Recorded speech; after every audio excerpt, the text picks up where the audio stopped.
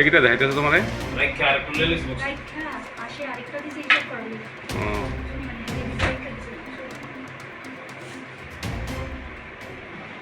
তেরোই জুলাই আগরতলার শ্যামসুন্দর জুয়েলারিতে অভিনব পদ্ধতিতে একটি চুরি হয়।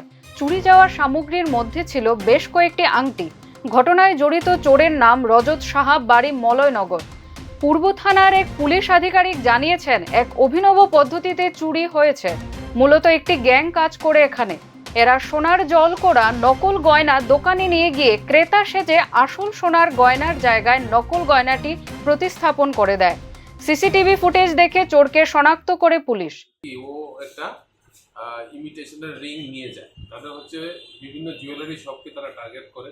তারা ইমিটেশনের আপনার রিং বা আপনার ব্যাঙ্গেল মানে চুড়ি বা হার এগুলি নিয়ে যায়। নিয়ে গিয়ে আসল জিনিসগুলি যখন দেখে তখন এগুলি একটা কানিংলি তারা চেঞ্জ করে নকলটা রেখে আসলটা নিয়ে মানে চুরিটা সংগঠিত করে আর সেই পদ্ধতিতে যেরকমভাবে করেছে আমাদের কাছে সিসিটিভি ফুটেজ আমরা কালেকশন করেছি। সমস্ত জিনিস আমরা ডিটেক্ট করেছি এবং এগুলি আমরা উদ্ধার করেছি।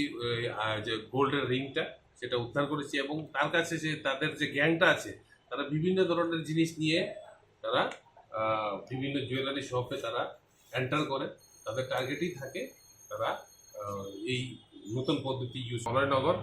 আর এই সম্পর্কে আমরা একটা কেস নেই, আমাদের ইসপিএস case number 80/80 under section 305A/313 BNS।